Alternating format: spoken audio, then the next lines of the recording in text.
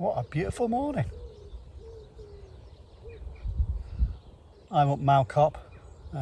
Today I'm going to head down the ridge to Congleton Edge. Fantastic route. But before I set off, I thought I'd do a little video and talk about why I run. My key takeaways for recreational and fun runners. Okay, so if you're thinking about starting running, or perhaps you do run and you're losing your focus and thinking about stopping, why not give this a watch? Okay, here's the credits and then we'll get cracking.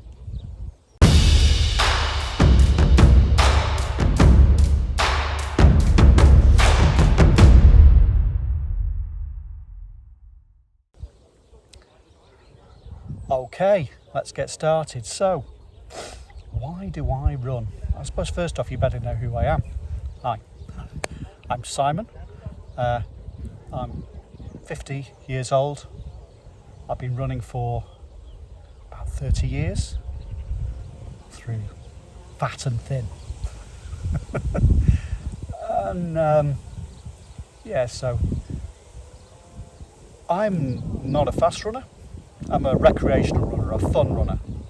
I'm never going to be a club runner, or a fast runner. It's just not going to happen. So people might say, well, why bother if you're not very good? Well, first off, so from childhood, I'm that kid who had no hand-eye coordination. Awful at any team activity, full stop, whether it's sport or anything else. I'm probably autistic, is the honest truth of it. But yeah, so at sports, I was the kid who was last to be chosen for any activity. You know, when they're picking sides, I want him, I want him, I want her. I was the last, every time. And if there was a race of some kind, you could guarantee I'd be the one who came last. But it's still important to stay fit. So when I got a bit older, I thought, right, but I really should try and keep fit, good for your health. And so I started running. When I was young, I could run an 8-minute mile. That was my barrier, really. I could never really get any faster than that. And as I've got older, I've run through fat and thin, and when I'm fatter, I run slower, and when I slimmed down and trained harder, I got a bit faster. But you know, now at 50, I can run a 10-minute mile. Race pace. Yeah, so okay, so that's me. What do I get out of running? Okay, so first, it's good for you, in my opinion. Okay, all of these are my opinions. I'm no expert on running or anything else. This is just my take, so you might disagree. Health. Okay, so yeah, your resting heart rate, if you train and run, your resting heart rate drops. So instead of it being 70 or 80 beats a minute, my resting heart rate's about 50 beats a minute. So the muscle is stronger, and so it doesn't need to beat as often, because it's, for every pump, it's pumping more blood, so it doesn't need to be going like that all the time. It goes boom, boom. It's got to be good for you. I guess any heart has a certain number of beats in it, so if most of the time it's beating slower, one hopes it might beat a little bit longer. Then there's the supple blood vessels. So when you run, all your blood vessels dilate, and one of the problems people tend to have as they get older is the blood vessels they don't expand and contract as easily. So by going running, you are hopefully helping keeping that elasticity to you. Also, just generally, I mean, I've seen my VO2 max rise by 15 points, according to the Apple app anyway. How accurate that is, I don't know, but it just means you can do more things in your life in general. So rather than you might be out trying to do the housework or cut the grass or whatever, and then you have to come and sit down, you've got more energy just for life, which is great. Running around with the kids, marvellous. So, yeah, so that's health. But there's another side to health, and that's mental health. So, yeah, I mean, like lots of people, you know, I've had my mental health issues. I've suffered with stress. You know, life in general can be very stressful, and so I've always found that they reckon it reduces stress hormones, cortisol and what have you, when you run. So, and I certainly, if I go running, it means I can handle my day much better. I'm calmer. Also, if you suffer from periods of depression like I have over my life at times, frankly, when I'm running, it can be the only time I feel normal. It lifts the weight off you.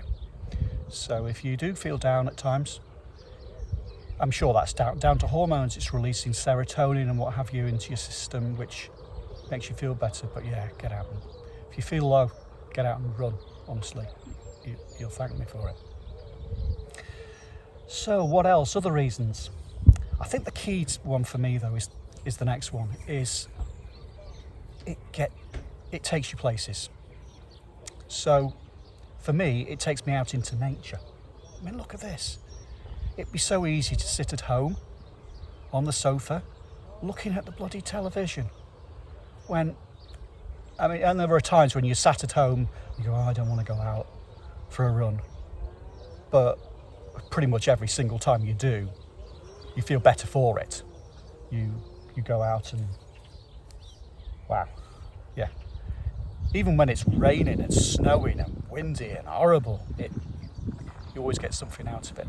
And with Run Adventure now, I'm really loving Run Adventure just for me, because in order to show you new places, I'm exploring all sorts of new places, some places I've never been. So it's marvellous.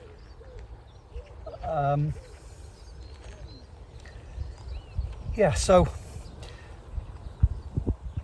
it takes you places. One of the places it takes me is the pub. So I will meet up with another runner, and often we'll end at a pub and have a coffee or a quick drink. So that's great. I suppose there are different. I'm obviously, if you look to my extroverts and introverts, I'm right off at the far end of an introvert spectrum. So running for me is a solo activity, and the idea of, while I have done races in the past, I find crowds stressful, and so I don't race particularly that much. And on the other end, the extroverts, you know, club running and going and doing a park run, or just it energizes them being in a crowd, and they really enjoy that. So maybe that's where that running will take you, to a crowd of people with a similar interest. For me, it's taking me out into the countryside. Right. What else does it do for me? Okay, so I guess the next point is overcoming physical challenges. You might think you can... Okay, so it's good to just push the envelope now and again, whether that's, you might be, I can't run a mile. You know, you can only run a quarter of a mile, and you'll just go out and go, I'm going to do it, and make yourself do it. And it gives you a great sense of achievement. I'm not saying you should do it all the time, but whether it's a race or a personal challenge you set yourself, it gives you a sense of achievement. So for instance, for me this year, I've never run more than a marathon, and I thought, let's set myself a challenge, and I ran the whole of the Sandstone Trail, 35 miles. I did it at a walk run, But yes, gave me a sense of achievement. Okay, I guess next and probably the final takeaway is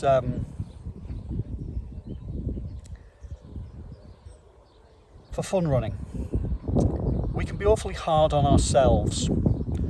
I mean, doing this, I have met a couple of people go, oh, you can only run a 10 or 11 minute mile. You're rubbish. I can run a 7-minute mile. Best thing, I just feel sorry for people who say that. Bless them. But of course, it's the same at every level. You might run an 18-minute mile. You might run a 12-minute mile, a 7-minute mile, a 4-minute mile. Whatever level you're at, you're always, there's a competition thing to it. You've got, so for me, I see people who are club runners and they're much faster than me. I'm like, oh, I wish I could run that fast. And I guess, and those people running an 18 mile go, oh, imagine being able to run a 10-minute mile. That must be fantastic. And at the elite level, and they're running a 2-hour marathon, they're probably just the same, stressing, going, oh, he can run 3 minutes faster than me or 20 seconds faster than me. So one thing I would say is just appreciate where you are and enjoy it. Doesn't matter. You're not competing against anyone except yourself. And your goals for a recreational runner, it's just you. So don't beat yourself up. You are where you are. I mean, it depends. We're not all designed to be run a 4-minute mile. It depends on your genetics, health, your age. Just be happy where you are, and all the other benefits it brings to you. If you're thinking about running, I did do a video about math. I mean, this is following on from that point about feeling bad.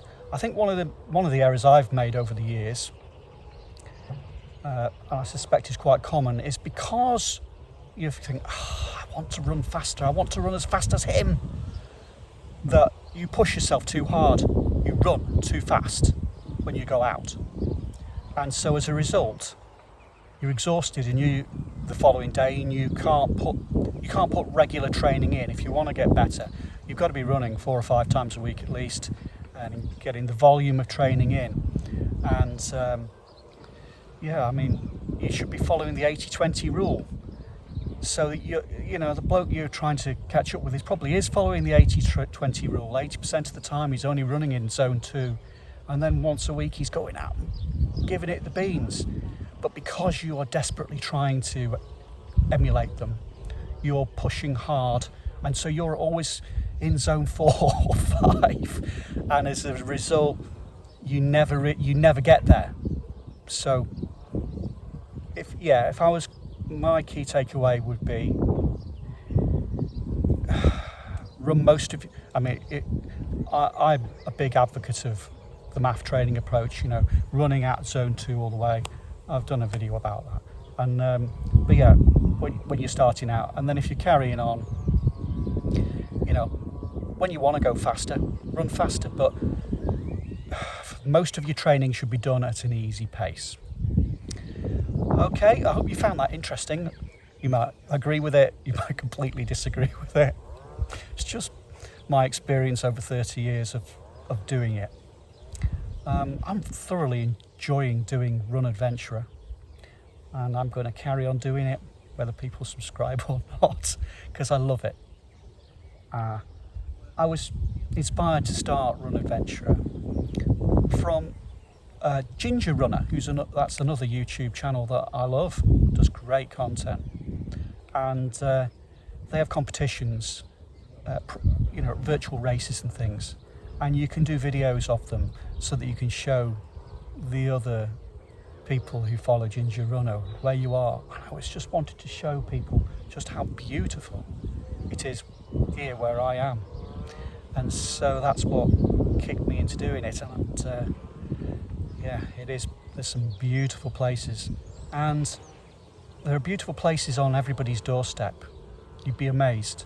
You don't you know, you might be think, oh, I've got to go out to a national park somewhere to get somewhere pretty.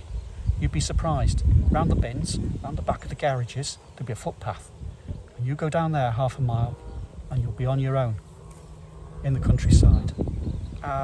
Yeah, and I guess that final one is, I just love, the thing that running does that, say, walking doesn't, is they talk about being alone with your thoughts when you run. Well, for me, it's not so much being alone with my thoughts, it's the fact that while I'm out on my own, all my thoughts disappear. That constant noise in your head goes away, and you're just heart and lungs and feet and legs covering ground. It's liberating, and yeah, and then you'll come round a corner and you'll see a badger in the middle of the track, or a fantastic sunrise, or find a new path that you've never seen before. Makes you feel alive. We're only here on this planet for a short time. Make the most of it. Okay, folks, I'm going to get going on my run. This run, I'm going to run down to Congleton Edge, which is down the ridge. It's gorgeous, and today it's stunning. It's got that. This one's going to be a Patreon exclusive, though. Most of my videos go out on YouTube to everybody, but I have a Patreon channel for those who might like to support the channel. It's £2 a month, and for them, they get the videos, you know, 3 or 4 weeks at least before YouTube as a thank you. And I also try and do some videos that just go out to them. So today's video is just for them. Right, I'm going to get moving. So take care. Laters.